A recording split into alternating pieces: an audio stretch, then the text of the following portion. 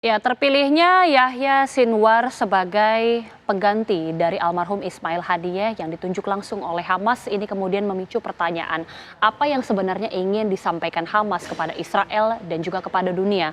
Karena diketahui Sinwar ini salah satu atau diduga sebagai salah satu aktor dalam serangan pada 7 Oktober 2023 pemirsa, dan bahkan dinyatakan sebagai musuh nomor satu Israel. Untuk membahasnya sudah hadir di studio pengamat Timur Tengah Bapak Smith Al-Hadar. Selamat malam Pak Smith. Selamat malam. Pak Smith, tadi kita sudah lihat bagaimana kemudian informasi Yahya Sinwar ini sudah didapuk sebagai Kepala Biro Politik pengganti dari almarhum Ismail Haniyeh. Iya. Mungkin bisa digambarkan ya sebenarnya sosok Yahya Sinwar ini seperti apa? Ya, Yahya Sinwar ini itu anggota organik dari Hamas. Dia sejak awal Hamas dibentuk oleh Sheikh Ahmad Yassin tahun 87, dia sudah bergabung dalam umur 25 tahun pada waktu itu. Dan setahun kemudian dia ditangkap oleh Israel. Ironisnya Yahya Sinwar ini pernah berada di penjara Israel selama 23 tahun. Dia dibebaskan setelah orang-orang Palestina menangkap seorang prajurit Israel bernama Khalid untuk ditukar dengan Ismail Haniyeh. Dan sekarang Israel menyesal betul.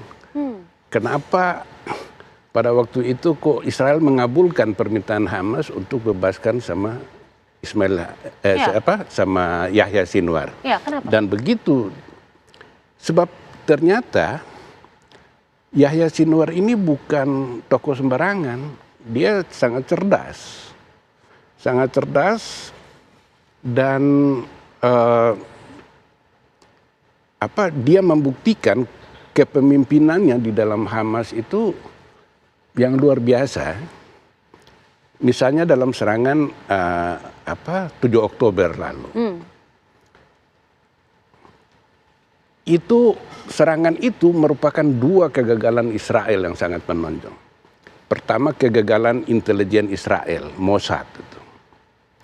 Bagaimana tidak gagal? Itu Yahya Sinwar melakukan latihan untuk serangan ke Israel selama 2 tahun di mata kepala Mossad itu di seberang pagar, ditonton oleh.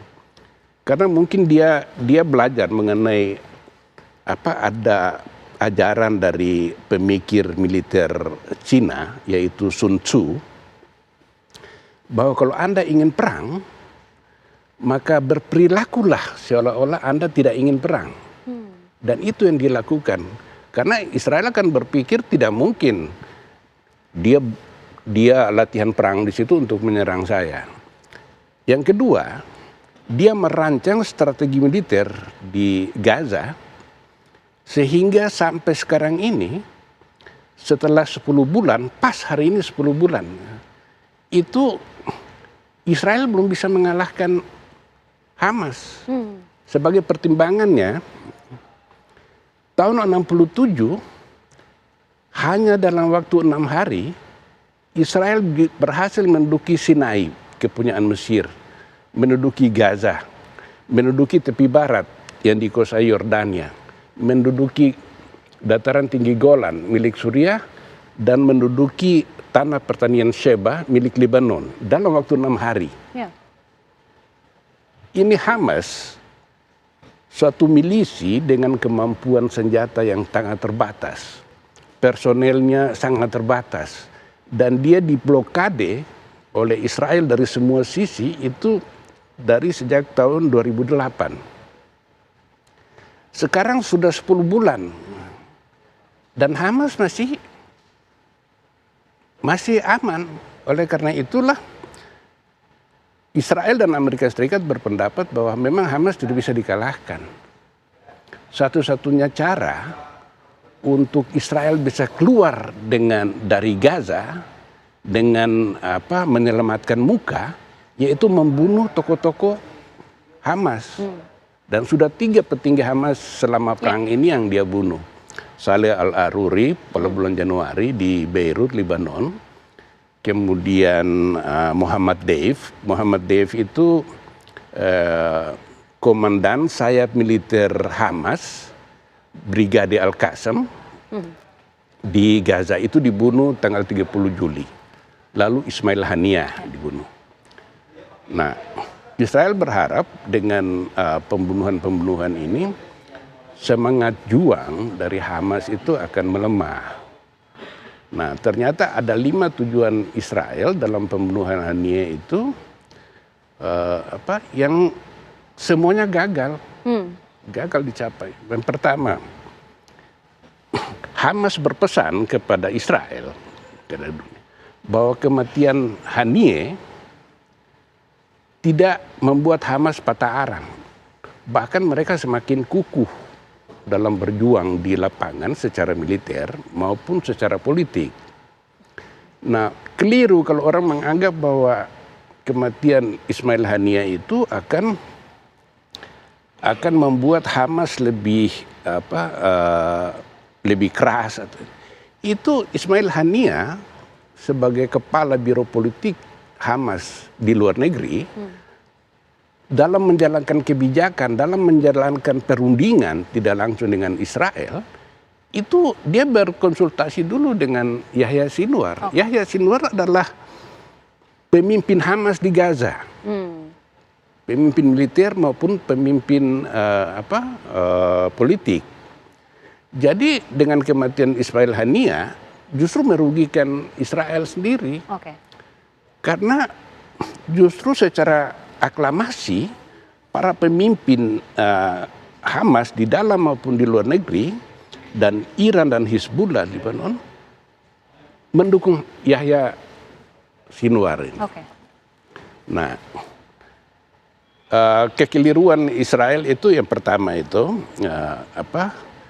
semangat Hamas dengan diangkatnya Ismail Haniyah menunjukkan Hamas ingin berpesan kepada Israel bahwa pembunuhan Haniyah itu tidak akan melemahkan semangat berjuang Hamas.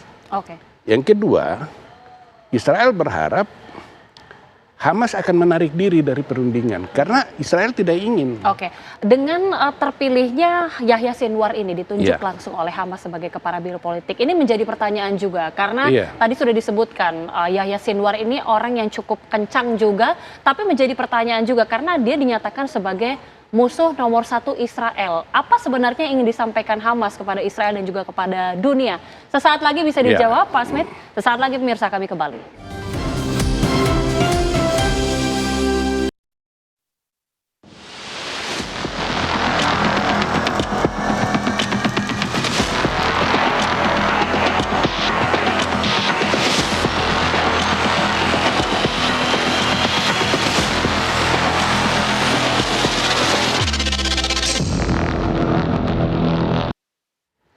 Ketika Yahya Sinwar didapuk oleh Hamas menjadi kepala biro politik menggantikan Ismail Haniyeh, apa yang sebenarnya ingin disampaikan oleh Hamas? Mengingat Sinwar ini adalah musuh nomor 1 Israel. Pak Smith, ini kan kita tahu ya bahwa Haniyeh ini sangat mendukung atau negosiator ulung yang menjunjung misi perdamaian. Kalau Sinwar ini seperti apa yang ingin disampaikan? Apakah justru tidak mendukung aspirasi untuk gencatan senjata atau apa yang sebenarnya ingin disampaikan Hamas dengan mengangkat Sinwar ini? Mengangkat Sinwar ini dia pesannya ada beberapa. Yang pertama, dia menyatakan kepada Israel bahwa Hamas tidak patah arang gitu. Yang kedua, bahwa strategi Israel membunuh para pentolan Hamas itu merupakan kebijakan yang keliru gitu. Bahwa tindakan-tindakan seperti itu dan sebenarnya sudah terbukti sepanjang sejarah Palestina khususnya, dan sejarah pembunuhan Israel terhadap tokoh-tokoh Hamas, misalnya Syekh Ahmad Yasin, dia itu sudah lumpuh orang tua, tapi dibunuh Israel juga. Jadi Israel sudah melakukan pembunuhan terhadap tokoh-tokoh Hamas itu sudah sangat lama, kita 2 dekade terakhir ini. Dan begitu tokohnya terbunuh, yang muncul justru orang yang lebih orang yang lebih keras dan lebih kuat. Ini Sinwar ini, dia ahli bahasa Ibrani. Selama 23 tahun di Israel itu dia belajar banyak. Dia belajar mengenai bahasa Ibrani, ahlinya, kemudian dia memahami psikologi Israel dan politik Israel itu. Oke. Nah, itu sebabnya dia berhasil gitu merancang serangan, lepas dari bahwa serangan itu serangan Hamas 7 Oktober itu memang semacam dikatakan oleh Mahkamah Kriminal Internasional itu juga termasuk kejahatan perang bersama-sama dengan Netanyahu dan Menhan Israel Yoav Galan itu termasuk melakukan kejahatan perang. Tapi kalau kita tempatkan, kalau kita melihat Hamas dalam posisi pihak yang lemah dan sedang dijajah selama 76 tahun terakhir, maka bayangkan kira-kira kalau misalnya Palestina, Hamas duduk berharap tawaran dari Israel untuk negosiasi lalu kasih kemerdekaan, apa mungkin seperti itu? Jadi itu Yahya Sinwar yang bilang begitu, dan harus ada suara dari Palestina untuk didengar kepada dunia.